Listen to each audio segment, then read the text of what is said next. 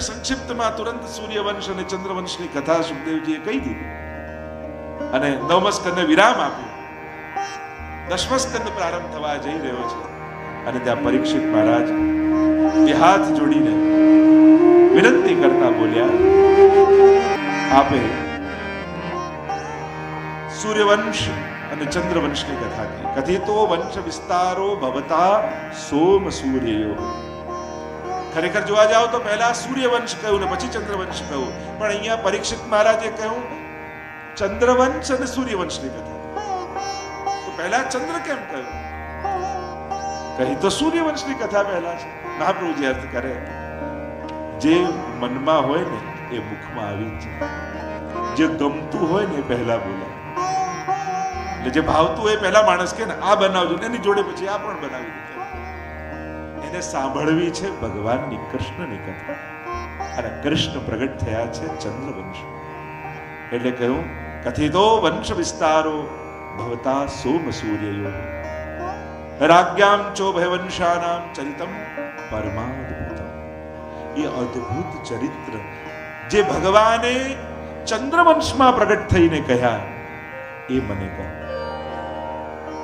તો કે અદ્ભુત ચરિત્ર કેમ કહ્યા?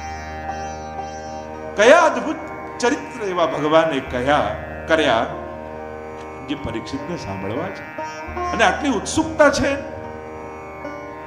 એવી અદ્ભુતતા શું છે? જો કૃષ્ણ ચરિત્રને સમજવા માટે, કૃષ્ણ લીલાને સમજવા માટે આટલા સિદ્ધાંતો સમજી લેવા બહુ નિતાંત આવશ્યક છે. નહીં તો તમે દસમ સ્કંદની લીલાને ન્યાય નહીં આપી શકો. આજે બધા કૃષ્ણ સંબંધી પ્રશ્નો જાગે છે ને, એ પ્રશ્નો એટલા માટે જ છે કારણ કે આપણે એ ચરિત્રને સમજવા માટેના પાયાના સિદ્ધાંતો સમજ્યા નથી. જો એ પ્રવેશતા પહેલા જો આપણી મૂળભૂત બાબતો સમજી લઈએ તો જ આપણે પૂરેપૂરો ન્યાય આપી શકીએ.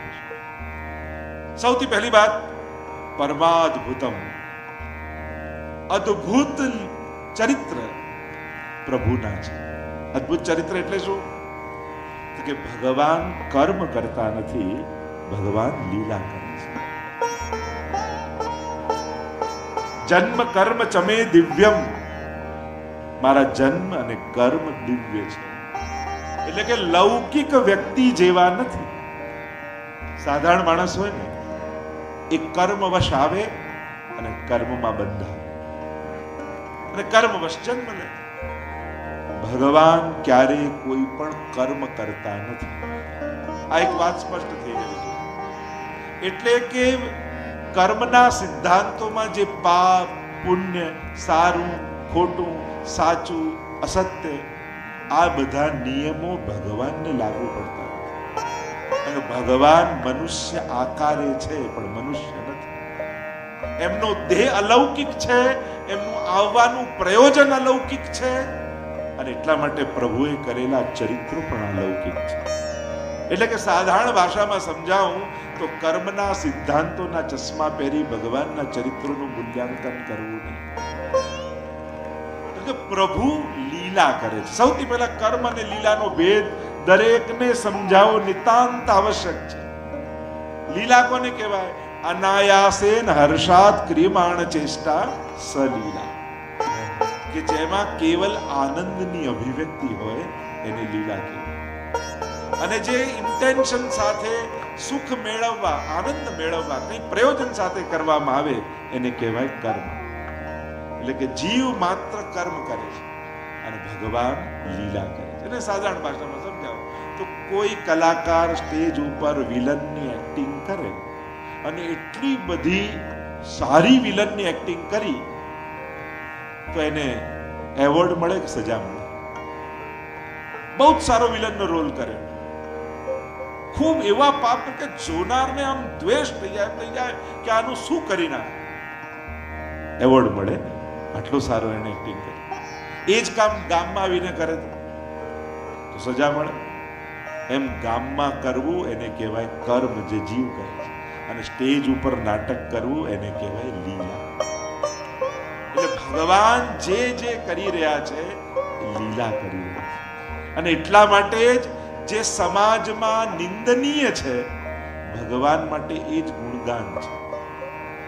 કોઈ કાળો હોય ને કાળો કહો એની નિંદા કહેવાય ને આપણે તો કાળા કાળા ચોરની મોહિની લાગી રહે ને બોલો શ્યામ સુંદર ભગવાન કી જય. કેટલી વાર ભજનમાં કાળો કાળો કાળો કે ઘરે આવીને શું કે આજે તો બહુ ગુણગાન કરે. અરે કાળો કહીને આયા ક્યાં ગુણગાન કર્યા? કોઈ ચોરી કરે અને એને તમે ચોર કહો તો એની સ્તુતિ કહેવાય કે નિંદા કહેવાય? નિંદા કહેવાય. અને ભગવાનને ચોરી ચોરી માખણ ખાઈ ગયો રે ને ચોર કનૈયા ને કેટલી વાર ચોર કહીને આવજો પાછા ઘરે આવીને શું કહો આજે તો બહુ ગુણગાન કર્યા હો ઠાકોર. ચોર કયા? આ ગુણગાન કહેવાય? હા, કારણ કે આ એની લીલા છે. કર્મ હોત તો એની નિંદા કહેવાય. એને કર્મ નથી કર્યું. ચોરીનું કર્મ નિંદનીય છે. એને તો ચોર બનવાની એક્ટિંગ કરી છે. કારણ કે ગોપીઓ જ્યારે દહીં વલોવતી હોય અને વલોવતા વલોવતા માખણ કાઢતી હોય ત્યારે એની આંખો ભીંજાઈ એમ થાય કે પ્રભુ આપના માટે આ કરી રહી છું અને આ સામગ્રી આપના ઘરે તો 9 લાખ ગાયો રોજ દુહાય, ભંડાર ભર્યા છે દહીં દૂધ માખણના. આ એક કુલ્લડમાં લીધેલું માખણ આપના સુધી કેમ પહોંચાડે? ઠાકોરજી કે તું ન પહોંચાડી શકે, તું ના આવી શકે, હું તો તારા ઘરે આવી શકું. ભલે ને ગામના લોકો ચોર કહે પણ તારો મનોરથ પૂરો થતો હોય તો હું ચોર બનવા તૈયાર છું. આ ભગવાનની લીલા છે. એટલે ભગવાનને ચોર કહેવા પણ એના ગુણગાન છે, એની નિંદા નથી. કોઈ લડતો લડતો રણ છોડીને ભાગી જાય અને લડતો લડતો સાવ ભાગેડું છે, તેની પ્રશંસા કહેવાય કે નિંદા કહેવાય? નિંદા કહેવાય. કર્મ નિંદનીય છે. અને આપણે બોલો રણ છોડ ભગવાન. ડાકોરનું શું વખણાય? કેમ હસવું આવી ગયું? હું તો રણછોડ રાય કહેતો હતો, તમને ગોટા યાદ આવે. બધાના મનમાં ડાકોર કહેતા રણછોડ રાય યાદ નથી આવતા, ગોટા બધાને યાદ આવે. હવે તો ગુસાઈજીનો ઉત્સવ હતો, ધીરે ધીરે ગુસાઈજીના ઉત્સવનું નામ જતું જાય. ગુસાઈજીનો ફોટો એક જગ્યાએ તો પત્રિકા જલેબી ઉત્સવ, ગુસાઈની જગ્યાએ જલેબીનો ફોટો હતો. હવે ગુસાઈજીનો ઉત્સવ છે, જલેબી તેમને ધરી છે. લોકોને જલેબી વધારે યાદ, ગુસાઈજી બોલાઈ જાય. મૂળ વાત એ રણછોડ આપણે એને કહીએ છીએ. બોલો રણછોડ રાય કી જય. ખરેખર તો એની નિંદા કેવી થતા એના નામથી ગુણગાન છે, કારણ એની લીલા છે. એટલે સૌથી પહેલા એક વાત સમજી લો, તમે જે સાંસારિક કાર્યો નિંદનીય માનો છો એ સાંસારિક દ્રષ્ટિએ ભગવાનને ન જોતા. ભગવાન કોઈ કર્મ કરવાના નથી. આ જે કરશે એ બધી લીલા કરવાના છે. અને એટલે જ આ બધું કરીને ભગવાનની નામના ઘટતી નથી, વધે છે. જો કોઈ મહાન વ્યક્તિ હોય એ મોટા, જેમ કોઈ પ્રાઇમ મિનિસ્ટર હોય ને મોટા મોટા ટીટી કરે, દરેક દેશો સાથે ટાઈપ કરે, કંઈક મોટા નિર્ણયો લે તો કંઈક બહુ આપણને આશ્ચર્ય ના લાગે. પણ સ્ટેજ પર ચડ્યા હોય, કચરો પડ્યો હોય, ઝૂકીને કચરો ઉપાડે ને તો બધા છાપામાં ફ્રન્ટ પેજ પર ફોટા હોય. પ્રાઇમ મિનિસ્ટરે વળીને કચરો ઉપાડ્યો. આ કોઈ મોટું કામ છે? પણ આટલા મોટા વ્યક્તિ આવું કાર્ય કર્યું, આ જ તો અદ્ભુતતા છે. કથિતો વંશ વિસ્તારો ભવતા સોમ સૂર્યો રાજ્યામ ચો ભયવંશ્યાનામ ચરિતમ પરમાદ્ભુતમ. ભગવાને માટી ખાધી, ભગવાને માખણ ચોરી કરી, જેનું બધું જ છે. જો અદ્ભુત ચરિત્રો કયા? એને ભગવાનના મહાત્મ્યની ગાથા નથી સાંભળવી, એને તો ભગવાનના માધુર્યની ગાથા સાંભળવી. એ જ એની અદ્ભુતતા છે. બાકી માટી તો દરેક છોકરા ખાતા હોય. ભગવાને આવું કર્યું. ફોટા પાડવાનો તો આ ટાઈમ છે. આટલા સમર્થ એને માખણની ચોરી કરી, જેનું બધું જ છે. બુદ્ધાદિની ચોરી કરી. ભગવાન અપયશ પ્રાપ્ત નથી કરતા, યશનો વિસ્તાર. અમારો જગતનો નાથ પ્રભુ આ સાધારણ ગોવાળનોના મનોરથો પૂરા કરવા માટે કેવું અભૂત બને. કોઈ દાદા હોય, ભલે પીએચડી હોય, 4 સબ્જેક્ટમાં પીએચડી કર્યા હોય, પણ પૌત્રો 6 મહિનાનો કે 12 મહિનાનો હોય, થોડું થોડું બોલતા શીખ્યો હોય, તોતલું ખોળામાં લઈને એમ કે જ્યાં પહેલા MS સુધી ભણી ના હોય પછી મારી જોડે વાત કરે. એ તો શું કે બોલ દાદા, બોલ પપ્પા, બોલ. પોતે તોતલું બોલવા લાગે. એને શરમ ના આવે. એને ત્યારે યાદ ના આવે કે મારી આટલી ડિગ્રીઓ અને આ ભાષા હું બોલું સારું લાગે આવું તોતલું. એને તો એમ થાય કે કેમ આની જોડે કન્વે કરું, કેમ આની જોડે વાર્તાલાપ કરું, આત્મસાત કેમ કરું. એમ જગતનો નાથ આ અભણ ગોવાલણો સાથે, આ વ્રજવાસીઓ સાથે આત્મસાત કેમ કરું. એટલે કે જીવને ભગવાનના સ્તર પર નથી લઈ જતા, ભગવાન જીવના સ્તર પર આવી અને જીવને પોતાનો બનાવે. એ જ લીલા નિરોધ લીલા છે. ભગવાન પોતાની ભગવત્તા ભૂલી અને જીવનો આત્મીય બની જાય. એ જ આ દશમ સ્કંદની કથા છે. દરેક એક અભણમાં અભણ, એક નાનકડા વ્રજવાસીને મારો લાલન છે, મારો ઠાકોર છે. ત્યારે નંદ બાબાને ત્યાં લાલન થયા ને સમાચાર મળ્યા તો દરેક વ્રજવાસીને એમ થયું કે જાણે અમારા ઘરે લાલન પ્રગટ થયું, અમારો કનૈયો થઈ ગયો, અમારો ઠાકોરજી છે. દરેક વ્રજવાસીને જો મહત્તા પામી લેવી સરળ છે, આત્મીયતા પામવી બહુ અઘરી છે. ક્યાંક તમે શ્રેષ્ઠ થઈ જાઓ અને મહત્તા પામી લો તો સહજ છે, પણ આત્મીયતા પામવા માટે તો એના સ્તર ઉપર આવવું પડે. એટલે ઘણીવાર બહુ સફળ થયેલા વ્યક્તિઓ આત્મીયતા નથી પામી શકતા. ઇન બુલંદી પે મેં બહુત તનહા હું, કાશ મેં સબકે બરાબર હોતા. ઘણીવાર ઊંચાઈઓ માણસને એકલો પાડી દેતી હોય છે. એટલે સફળતા તો આત્મીય બનવામાં છે, મહાત્મ્ય સિદ્ધ કરવામાં નથી. કારણ કે ઘણીવાર મહત્તા પામેલા વ્યક્તિઓ આત્મીયતા નથી પામી શકતા. તો પ્રભુ આટલી મહત્તા પામેલા પરમાત્મા કેવા આત્મીય બની જાય છે. એ જ કથા દશમ સ્કંદની પરમાદ્ભુતમ કથા છે, અદ્ભુત કથા છે. દુગ્ધાદિ ચૌર્યેણ યશો વિસારી, દુગ્ધાદિને ચોરી કરી ભગવાનના યશનો વિસ્તાર.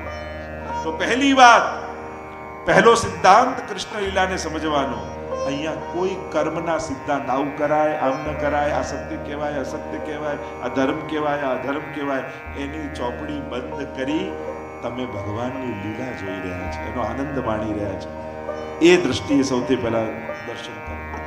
બીજું, નિત્ય લીલાવાદનો સિદ્ધાંત. ભગવાનની લીલાઓ નિત્ય છે, ઇટરનલ છે. કોઈ એમ કે આટલા હજારો વર્ષ પહેલા કૃષ્ણએ લીલા કરી, હવે આજે વ્રજમાં જઈને શું ફાયદો? પ્રભુની લીલાઓ નિત્ય છે. નિત્ય મીન્સ ઇટરનલ, શાશ્વત. એટલે કે જે સ્થાનોમાં જે લીલા પ્રભુએ કરી તે સ્થાનોમાં એ લીલાઓ આજે પણ ચાલી જ રહી છે. અને જો આજે પણ પ્રભુ લીલા કરી રહ્યા છે તો આજે પણ જીવને રાસનો અનુભવ થઈ શકે, દાનનો અનુભવ થઈ શકે, ખેલનો અનુભવ થઈ શકે છે. કારણ કે લીલાઓ નિત્ય લીલાવાદ છે. બ્રહ્મસૂત્ર છે, લોકવત્તુ લીલા કૈવલ્યમ, નિત્ય લીલાવાદનો સિદ્ધાંત આદિના. તો પ્રભુની લીલાઓ નિત્ય છે, ઇટર્નલ. પ્રભુ નિત્ય, એનું નામ નિત્ય, તો પ્રભુની લીલાઓ પણ નિત્ય. એટલે આજે પણ એનો અનુભવ થઈ શકે, આજે પણ રાસમાં પ્રાપ્તિ થઈ શકે. લીલાઓ અખંડ છે.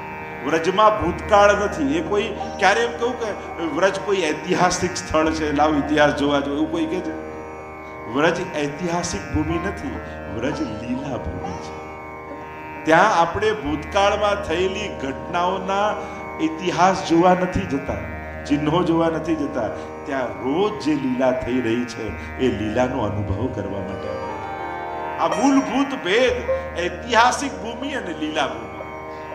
તો પ્રભુની આ નિત્ય લીલા. ત્રીજો સિદ્ધાંત, એક કૃષ્ણ એવો છે કે જેમાં બે વિરોધી ધર્મો એક સાથે બિરાજે છે. આ પરમ અદ્ભુત ચરિત્ર કેમ કહ્યું પરીક્ષિત મહારાજે? અદ્ભુતતા શું છે પ્રભુના ચરિત્રમાં? તો કે બે વિરોધી ધર્મો એક સાથે. એટલે કે મહાપ્રભુજી જેને શબ્દનો પ્રયોગ કરે છે, વિરુદ્ધ ધર્માશ્રયિતા. વિરુદ્ધ ધર્માશ્રયિતા કોને કહેવાય? જે ક્ષણે પ્રભુ બાળક છે એ જ ક્ષણે કિશોર પણ છે. એટલે કે ઘોડિયામાં ઝૂલતા દર્શન આપતા ઠાકોરજી શરદ પૂર્ણિમાએ રાત્રે કિશોર બનીને રાસ પણ કરે છે.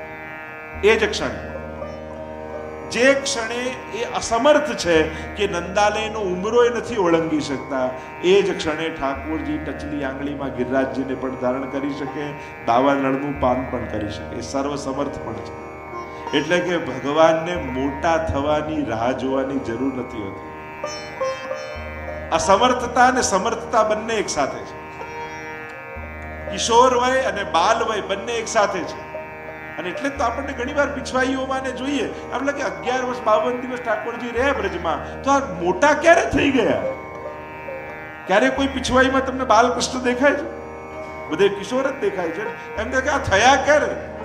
કે બે વિરોધી ધર્મો પ્રભુમાં એક સાથે છે. એ દાવાનળનું પાન કરે એ જ ક્ષણે પીવત દૂધ સિરાય, ગરમ દૂધને પણ ફૂંક મારી મારીને પીએ છે. તો આ બે વિરોધાભાસી ધર્મો. એટલે ક્યારે એ પ્રશ્ન નહીં થવો જોઈએ કે આ બાળક છે તો આ રાસ કેમ કરે, ઓરિકેલ કેમ કરે, દાન ક્યારે કર્યું, આ મોટા ક્યારે થયા. આપણે જ સેવામાં નથી કરતા. શિંગાર પછી પલના કરાવીએ, ઘોડી, પલનું એટલે ઘોડિયું, ઘોડિયામાં ઝુલાવ ને 1 કલાક પછી રાજભોગ સરાયા પછી કુંજનો મનોરથ કર્યો, તેમ તો કલાકમાં મોટા થઈ ગયા. તો કે બે વિરોધી, એટલે કે બંને વિરોધી ધર્મો પ્રભુમાં છે. એટલે એક સાથે સર્વ લીલા કરતા છે. બધી જ લીલા એક સાથે, જેવો ભાવ લઈને ભક્ત આવે એવા થઈને ઠાકોરજી મળે.